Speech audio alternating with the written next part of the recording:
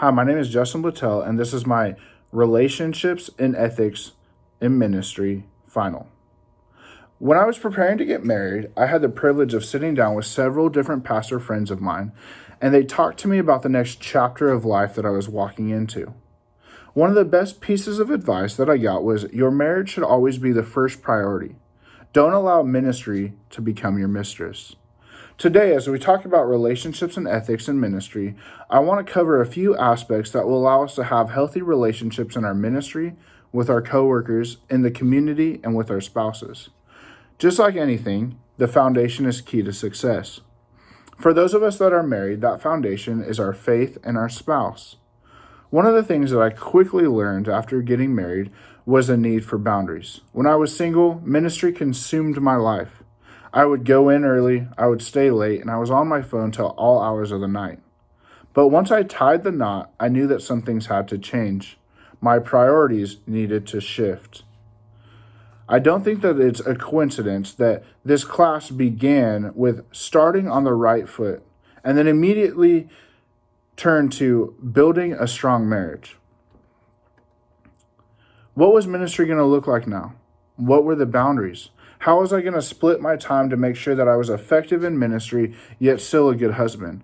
All these questions needed to be answered, and they needed to be answered quickly. One of the things that has been vital to my relationship is the understanding of seasons.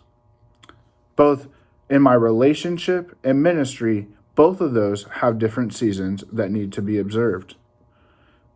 There are times in ministry that I'm going to have to put more time into the office. Big events, holiday seasons, emergencies, all pile into categories that take extra time away from my wife. But then there are times that I'm going to need to be able to leave the office and be fully attentive to my wife, go on vacations, listen to her about her day, making time to do the dishes. All of these things are a balancing act. But being in ministry means that I'm around a lot of different people. I have to maintain different relationships with church members, staff, interns, students. So how do I maintain a healthy relationships and keep ethics while all of these plates need to be balanced? One of the things that I've stood by is the Billy Graham rule. He taught us that we should never drive alone with a female. Always keep the door open when there's a woman in the office. All these little things add up and oftentimes are major inconvenience. But I've learned that when dealing with people, oftentimes the perception is the reality. This plays into how we conduct ourselves in the community as well. The places that we go, the things that we do are all being watched, and we have the ability to lose credibility quickly. Oftentimes we pastor and lead in a fishbowl. All of the places that we go are seen by church members, and the movies that we see are also seen by teenagers, and the things that we do all are seen through the lens of this fishbowl. The reality is that before we are pastors, we are followers of Christ. Because of our calling, we have placed ourselves in a position that demands the highest form of accountability. Too often times we see ministers that have moral failures. We see someone that was doing amazing things for the kingdom and get caught up in bad decisions. One thing after another, they find themselves in a position where they have to be in a restoration process. Their ministry is on hold, their marriage is in crumbles, and all of those people around them are left to pick up the broken pieces. I'm so encouraged that this class is a priority to the Assemblies of God.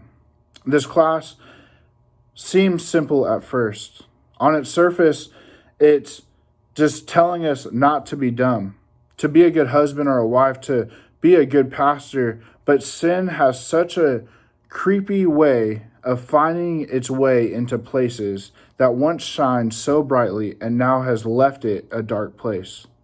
I'm encouraged that the AG would be willing to take time and effort to ensure that their ministers are healthy, that the unity with their spouses is in a healthy place, and that we can ensure that we can continue to grow in both our relationships and our ethics to ensure that our ministries can flourish.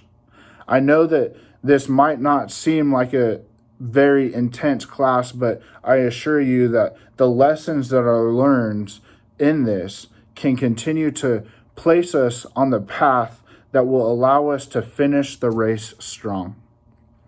I am encouraged by this, and I hope you are too. Thank you, and God bless.